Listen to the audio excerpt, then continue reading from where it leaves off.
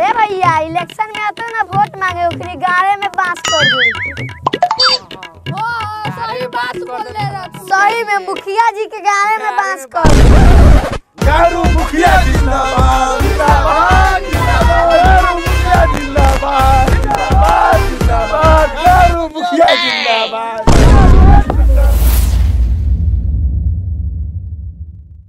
ओ भैया आपकी खेती बड़ी अच्छा बलवा दवाई छुटल हुआ चलो तक तनकी देख के आई थी। हाँ रे तू सही बोले थे। ये बार बड़ा मेहनत कर लियो ह। चल देख के आई थी। ये बार प्रॉफिट होता ना तो ये बार आईफोन ले बहु। ना भैया हम कंप्यूटर ले फाइल खेलेला। प्रॉफिट होता तो तोरा ला हम कंप्यूटरो किन देबो। हम अपना ला आईफोन भी ले लेम। आ बाबू ला नोकिया के मोबाइल ले लेम छैया वाला। चलो चलो भैया एक बार देख के आई थी खेतवा में। चलो चलो देख के आई थी तोरे बात। चलो हो भैया माई लगना लेबो कुछो। माइला तो कनवाली ले लेवल जतई। हो भैया अपाची ना लेबो। चले अपाची लियन पढ़ना लिखना सारे बाईस खाली छोकरी नचावेला छोकरी घुमावेला तो अपाची चाहिए। बलका भैया अब यही लेके छोड़ देता नहीं न तो पिछवाले में बांस कर देती।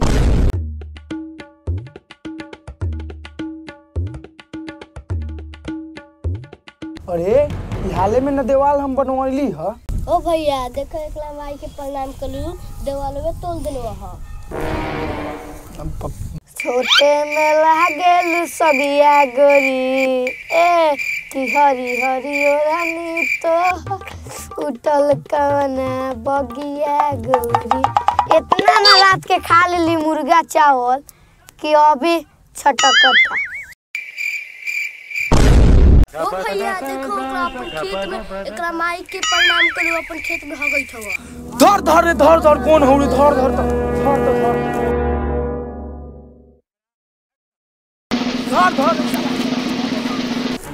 माई के प्रणाम करो अपन खेत में हगैत साला के गारे काट लेम अभी देखियो। चल तो आगे बताओ थियो कहां घर हो रे तोहर कहां घर हो रे बोल कहां घर हो रे।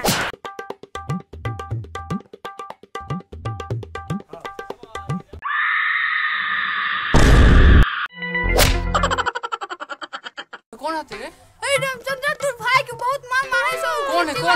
हगैत रहू तो जल्दी चल।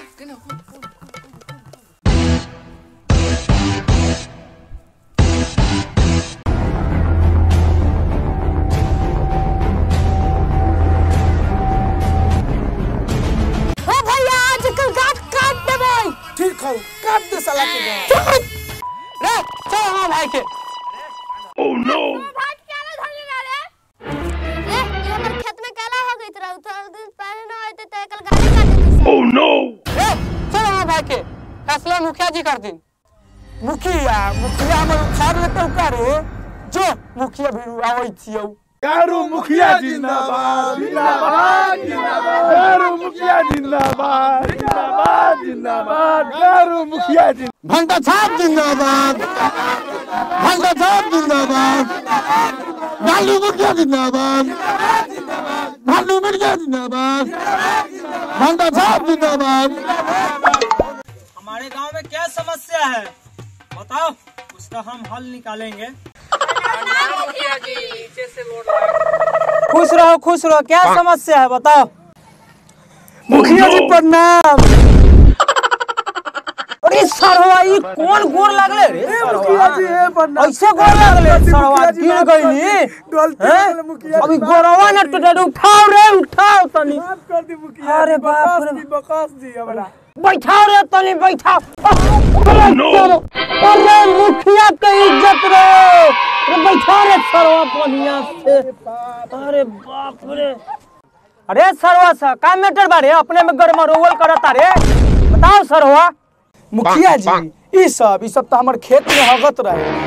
तनका देर पहले एकर भाई जब न तक रहना तो एकर साले के हम गारे काट देते तब अपने के कति की फैसला करी। अरे सरवा सारा लेटरिन तो बना दिलियो तब तहर तू लोग के काहे गजाले रहे दूसरा के खेतवा में हगे। ए मुखिया जी सारा तो लैट्रिन हुआ के पैसा आप खा गई नी तो हम कहाँ जाए खेतों में न जाए। रे तेरी माँ के प्रणाम करूं। वोटवा खानी 3-3 हजार रुपया एक वोट के देवो तानी, वही पैसवा के ना अभी फॉर्चूनर में हम घूमतानी रे। आई के चोदो सबर कर रे मैया चोदौना। इंदिरा आवास के योजना आयल बा, उहो में घरवा बना भी दे, तब ना झोपड़िया बनी बढ़िया से छतवा ढला जाए ते मेहरारू के साथ रहिबे। सबर कर रे मैया चोदौना। 3 लाख के आवतानी फंड घर के इंदिरा आवास 3 लाख मिली, 50,000 हम खबर, 2.5 लाख के घरवा बना दे। आ तब तहार मौसी के बियाह होई तो ओ में हम भी खर्चा करम, धूमधाम से हम नाचम गायम। आ तब मैया चौदौना तोहर मौसी के शादी में हम डांस करम। ए भैया इलेक्शन में आते ना वोट मांगे, ओकरी गाड़े में बांस कर दे। सही बात बोल ले रहा। सही में मुखिया जी के गाड़े में बांस कर दे।